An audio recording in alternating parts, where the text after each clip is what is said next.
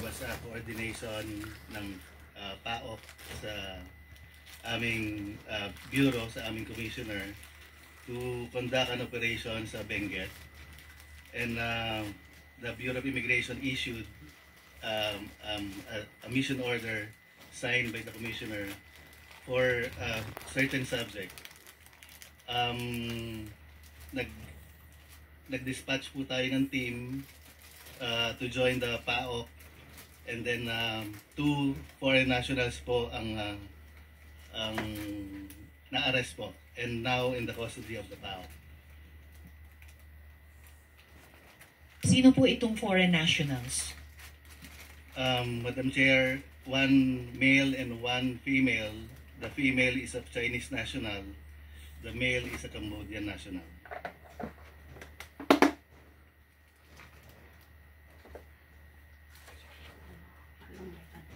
Okay. At ano yung specific na dahilan na nag-raid kayo doon? At ano yung kinalaman nitong dalawang nadatnan ninyo, kinustody ninyo, anong kinalaman nila doon sa dahilan ng pagpaparaid? Madam Chair, the information received through the coordination of PAOK, yung target subjects daw ho is involved sa Bamban raid few months ago. So hindi lamang po involved sa Pogo in general, pero particular sa Pogo sa Bamban. Wala naman hong information na gano'n, pero yung subject po is cited daw po sa Mountain Province, which is Benguet. Okay, so yung subject persons na, kumbaga, persons of interest kaugnay ng Bamban Pogo na site sa Benguet, kaya pinaraid po sa BI. Together with the PAOK, Madam Chair. Yes, so BI and PAOK. And sino may-ari ng bahay kung saan nadatnan yung Chinese woman at Cambodian man?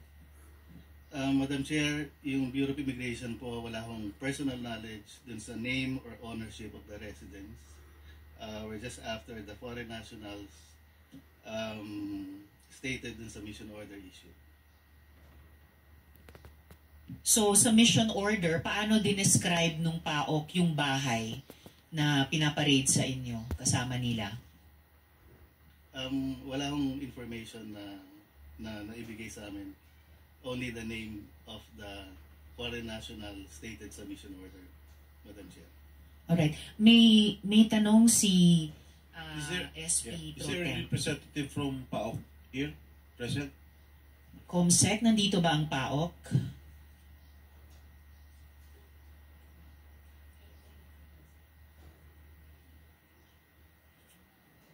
Ibig sabihin, when you applied for a mission order, hindi nyo in-specify kung kaninong bahay yun, i-raid ninyo? Yes, Madam Chairperson, Your Honor. We're just after the site and the name. Didn't you dare to ask who owns the house? Hindi po. Usually, when we conduct operations po, hindi naman po namin tinatanong kung sino yung owner of the establishment or owner of the house. Okay, as we speak, wala ba kayong alam kung sino may-ari ng bahay? Wala po, Your Honor.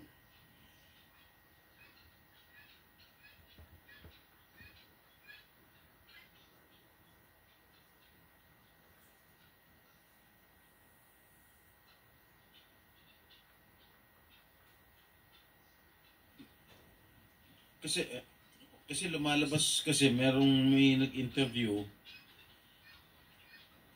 ang may-ari daw ng bahay, si Secretary Roque. Secretary Roque, sa inyo ba yung bahay na yun?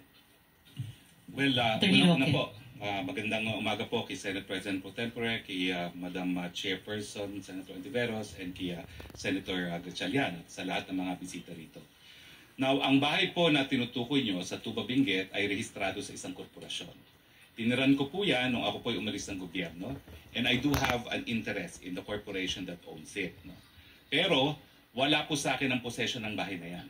Dahil as of January of 2024, yan po ay pinaupahan ng korporasyon at ang umuupa po ay isang Wang Yun na isang Chinese national na siya po ay pumirma sa contract of lease ay require siya na magpakita ng Alien Certificate of Registration at lumalabas po na siya ay holder ng isang 9G working visa. Meaning, she has a right to be in the Philippines. So ang rehistradong lessee po dyan, at yan ay rehistrado rin sa Homeowners Association ng Subdivision para sila ay makapasok, ay itong babae na isang Wan Yun.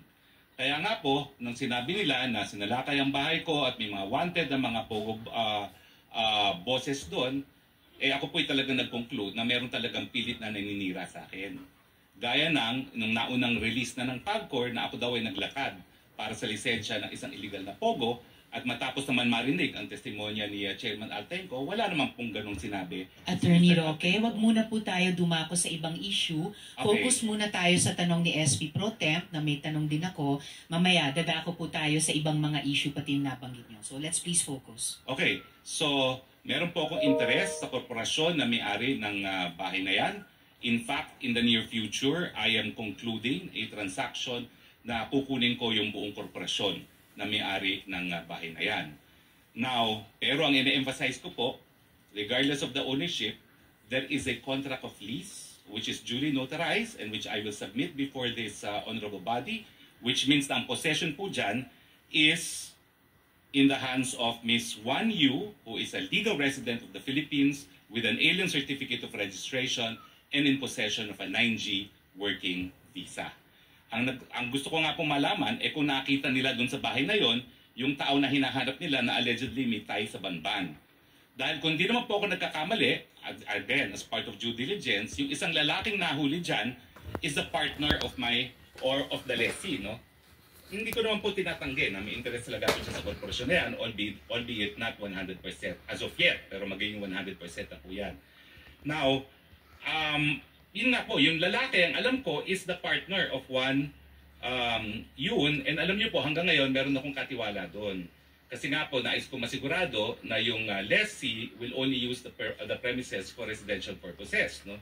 Dahil nung ako po ay nasa gobyerno pa, may mga nagrereklamo sa mga villages gaya ng Multinational Village na ginagawang pogo at 70 people at a time ang nasa residential homes. So nagtalaga pa ako ng caretaker para masigurado na wala pong ganyan, at ang caretaker's report naman ay talagang hanggang 3 tao lang ang nakatira ron.